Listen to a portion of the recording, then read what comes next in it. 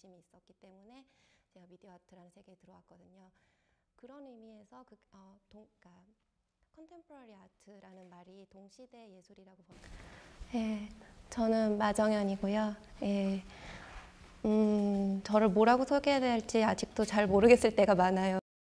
일본어를 공부를 해서 제가 존경하는 일본인 작가분 밑에서 미디어 아트 전공으로 박사학위를 땄습니다. 공부만 되게 열심히 많이 했는데요. 그 결과가 일본 미디어 아트사 A Critical History of Media Art in Japan이라는 책으로 발간이 되어서 지금은 꼭 미디어 아트에 관련된 분야뿐만 아니라 미술 전반에 관련된 일들을 하고 있습니다.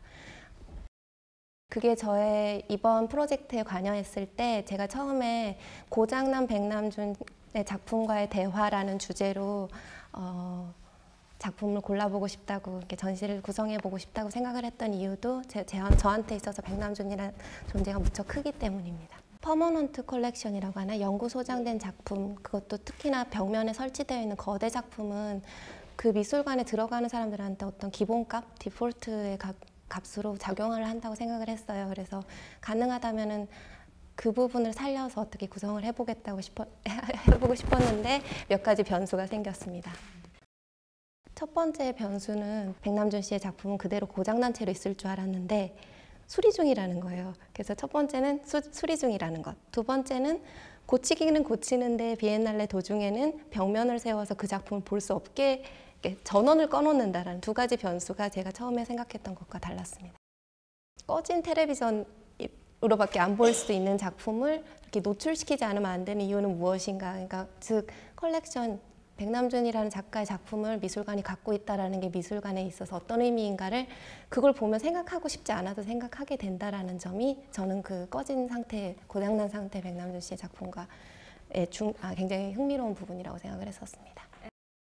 왜 이렇게 끈질기게 그 점에 대해서 계속 말씀을 드리냐면요. 제가 미디어 아트라는 말을 써서 가리키는 대상이 사실은 그 컴퓨터를 쓰는 예술 이런 뜻이 아니거든요. 왜냐면은 테크놀로지를 활용한, 그러니까 테크놀로지를 매개로 해서 어떤 작품을 만들려는 작가는 필연적으로 사회와 어떤 관계를 좀 더 안전하지 않은 장소에 나가야 됐었어요. 지금은 좀 더 안전한 장소가 되는지도 모르겠지만은 어떤 사회적, 문화적, 기술적 환경에 적극적으로 관여하지 않는 한 그런 테크놀로지를 활용한 작품들을 만들 수 없었던 사람들에 굉장히 관심이 있었기 때문에 제가 미디어 아트라는 세계에 들어왔거든요. 그런 의미에서 그러니까 컨템포러리 아트라는 말이 동시대 예술이라고 번역이 되잖아요. 근데 저는 그 말을 현대 미술이라고 번역하는 것보다는 동시대라는 말을 좀 더 강조했었으면 좋겠어요. 그래서 이 분야가 갖고 있는 어떤 문제를, 백남준이라는 작가에 대한 문제를 전 세계가 공유하고 있다. 그것도 지금 공유하고 있다는 사실이 굉장히 저한테는 중요하다고 생각을 해요. 그런 요소들이 굉장히 동시대적인 문제라고 생각을 하고요. 그게 제가 지금 있는 연구 분야에서의 흥미로운 점이기도 합니다. 가장 어려운 점이기도 하고요. 그리고 그게 바로 저한테 있어서 동시대가 의미하는 바이기도 하고요. 그런 의미에서 영상 작업들의 보존 형태는 굉장히 흥미로웠습니다. 수장고를 직접 봤었을 때. 일부는 뉴미디어라고 분류가 되어 있었고요. 일부는 설치 작업의 부분적인 영상 파트라는 형식으로 구분이 되어 있었는데요. 전부 비슷한 아주 작은, 컴퓨터만 하나? 그보다 조금 더 작은 화석이 여러 번 화석이 들어있을 것 같은 그런 상자에 뉴미디어라고 분류되는 어떤 전자기구들이 들어있었습니다. 가장 비물질적인 형태의 작품들의 물리적인 형태가 이 프로젝트에 대해서 어떤 의미를 가지고 있는지가 저의 관심입니다. 그런 의미에서 조금 심술궂게 골랐던 작품이 브루스 나우만의 아트 메이크업이었습니다. 이 작품은 예, 그 세대들 중에서는 가장 잘 보존이 되고 정리가 된 형태로 있는데 그 작품과 똑같은 게 인터넷상에 있고, 근데 그런 작품을 미술관에 와서 굳이 보는 것의 의미가 무엇인지가 제 첫 번째 질문이었기 때문입니다. 그리고 나우만의 작품에 대해서 조금 더 말씀드리자면 또 한 가지 이유는 수장고 안에 보존되어 있지 않는 예술의 형태가 중에 한 가지가, 전부는 아니겠지만 퍼포먼스라는 점이었어요. 퍼포먼스가 미술관에 보존되기 위한 물리적인 형태 아니면 물질적인 형태라는 것이 결국은 비디오 아니면 영상이라는 점, 그 점에 대해서 지적하고 싶었습니다. 그리고 두 번째 작품에 대해서 말씀을 드리자면요. 그 리스트를 받았을 때 권진 큐레이터님께서 고르시고, 그러니까 작가님과 같이 상담해서 그 몇 가지 기준에 의거해서 고르셨다는 작품 리스트를 봤을 때 제가 처음에 열심히 찾았던 이름이 있었어요. 그때 저한테 그 네리리 키르르 하라라가 담고 있는 과거인 동시에 미래이고, 그리고 그건 지금 우리가 지금 바라보고 우리의 현재를 다르게 바라보게 하는 어떤 상상력, 그걸 과학소설적이라고 하든지 어떤 다른 언어를 쓰든지 그랬을 때 제가 머릿속에서 제일 먼저 떠오르는 작가가 최우람 씨였기 때문에 그 분의 작품이 포함되어 있다는 게 무척 기뻤습니다. 멸종 위기에 있는 동물의 형태를 가진 카붐이라는 상상의 동물이 있고, 그 동물이 이 세계를 위협하는 어떤 구멍을 매일 이렇게 막아주는 동물이었대요. 그런데 이 동물을 사람들이 그 동물을 소중하게 여기지 않아서 멸종되어 버렸는데, 그 죽은 카붐에게서 이렇게 피어난 식물이 유니쿠스라, 제가 찾아보기로는 그렇게 나왔습니다. 유니쿠스라는 식물이었고, 거기까지밖에 설명은 찾지 못했는데요. 유니쿠스 카붐 에드 이니시움이라는 이 형태를 보기로는, 제가 보기로는 그게 어떤 씨앗처럼 보였었어요. 그래서 어떤 재난과 멸망과, 그리고 그럼에도 불구하고 거기서 다시 피어나는 그 재난 속에서 찾아낸 희망이랄까, 그런 이미지에 굉장히 부합하는 작품이었기 때문에 기뻤습니다. 그러니까 저는 최우람 씨의 작품의 형태도 물론 아름답다고 생각을 하고, 되게 전기에서 어떤 생명력을 느끼게 한다는 아름다움에도 매료가 되지만, 항상 그 작가님께서 작품 뒤에서 상상하시는 그 이야기에 항상 매료되어 왔었는데요. 이 이야기가 무척 좋았었어요. 그러니까 그리고 그 카붐이 멸종되게 된 이유 중에 한 가지가 사람들이 소통을 거부해서라는 말을 했는데, 그 커뮤니케이션이라는 요소가 그 재난의 원인이 된다라는 내러티브를 가진 이야기이기 때문에 여러 가지로 좀 그런 보고 싶다라는 이유에서 고른 작품으로 그럼 옮겨가 볼게요. 그게 바로 백현진 씨의 꼬리에 꼬리를 4번 맞죠? 그 작품이에요. 저는 그 작품을 직접 본 적이 없었어요.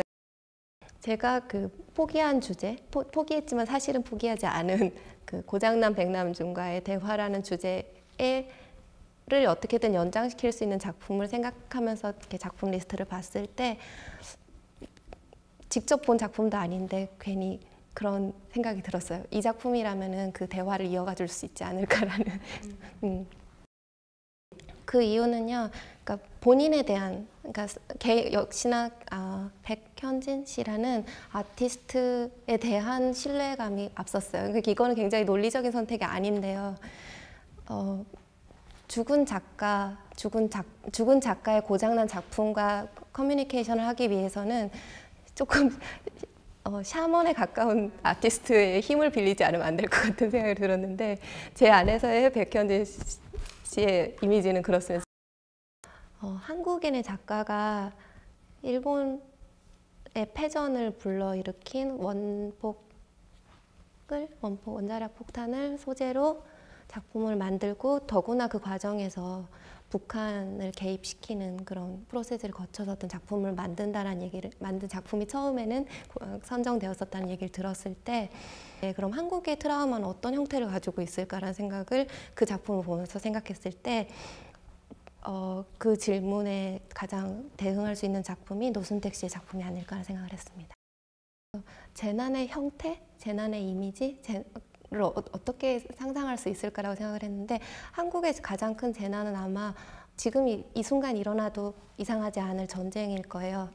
그래서 아직 일어나지 않았는데 가장 큰 재난이라는 걸 우리는 늘 떠맡고 살고 있고, 그래서 또 그게 너무 익숙해서 그냥 그러려니 원래 그런 건가 보다 하고서 살고 있는데, 노순택 씨의 작품에 찍혀있는 그 야릇한 공이라는 게 사실은 미군이 설치해둔 레이더 기지라는 걸 모르고 그 지방 사람들은 그냥 그러려니 그런 게 있거니 하면서 살잖아요. 그래서 우리 사회의 어떤 위기, 트라우마, 그리고 카타스트로피, 재난, 이 모든 것들을 우리들의 삶의 어떤 관계에 대해서 표현할 수 있는 작품이라는 생각이 들었습니다. 표현하고 있는 작품이고, 그 작품의 힘을 조금 빌리고 그런 면에서 일본의 원자력 폭탄의 표상 형태와는 굉장히 대조적인 한국 사회의 재난의 표상이라고 생각을 했습니다. 저는 이 프로젝트에 관여하게 해주신 것도 저에게 어떤 선물이었었고요. 그리고 거기에 그 구체적인 파라미터가 되는 작품들을 작가님들이 도중에 아주 놀라운 타이밍에 놀라운 선택으로서 저에게 선물을 주셨는데요. 컬렉션이라는 거는 미술관은 같은 사람들이 늘 있는 공간은 아니잖아요. 계속 사람은 바뀌는데 미술관은 그대로 있어요. 그리고 늘 거기에 컬렉션이 있는데 그냥 늘 있는 그것이라고 생각하지 않고 새로 오는 사람들이 그걸 선물이라고 받아들일 때 이 작품들이 가장 잘 기능하지 않을까라는 생각을 했어요. 그런 의미에서 저의 작은 컬렉션에 대해서도 생각을 해봤는데요. 제가 갖고 있는 작품 중에 제 책상 위에 걸려있는 작품 백남준 씨의 드로잉이에요. 제가 직접 받은 건 아니고 저는 백남준 씨를 직접 뵌 적이 없으니까요. 백남준 씨가 일본에서 활동하실 때 뒤에서 많이 서포트해 주신 분이 계셨는데요. 그분이 저한테 선물을 주셨어요. 그러니까 물려받은 선물이에요. 근데 그 선물을 주실 때 뭐 돈을 요구하시거나 뭔가 권리를 요구하신 게 아니라 당신이라면 이 작품을 소중히 여겨줄 것 같다라고 그런 얘기를 하더라고요. 그래서 컬렉션이라는 걸 선물로 받아들였을 때는 그런 마음, 선물에 담긴 마음, 주는 사람과 그리고 받는 사람의 그런 마음들이 담긴 이야기들을 풀어낼 수 있는 그런 소재가 되는 게 미술관의 컬렉션이 아닐까라는 생각을 했습니다.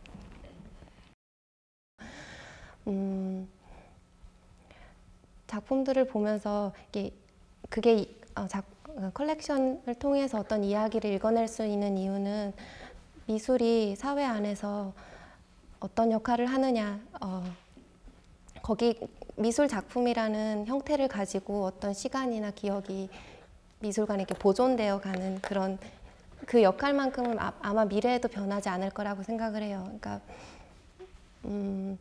여기에 어떤 물건, 구체적인 머테리얼, 물질이 여기 쌓여 있다고 보느냐, 아니면 그 물질이 담고 있는 혹은 그 물질적인 형태에 잠시 몸을 기대고 있는 비물질적인 데이터, 영상 작품들 같은 그런 것들이 여기 뭘 전달하고 싶어 하느냐 했을 때 아마 그건 기억일 거라는 생각을 해요. 그래서 미래의 미술관이 크게 변할 거라든지 변해야 한다든지 아니면 변하기 위해서 뭘 해야 된다든지 그런 얘기는 제가 할 수 있는 얘기는 아닌 것 같고요. 제가 그냥 바라는 건 사회의 기억의 저장소로서의 미술관이 앞으로도 그 기능에 대해서 좀 더 의식적이고 그 기억을 소중히 여기면서 그래서 사회의 기억에 대해서 그리고 과거에 대해서 미래에 대해서 현재에 대해서 계속해서 이야기를 해주는 공간 그리고 그 이야기가 공유되는 공간이었기를 바란다는 굉장히 추상적이고 낭만적인 대답밖에 할 수 없을 것 같습니다.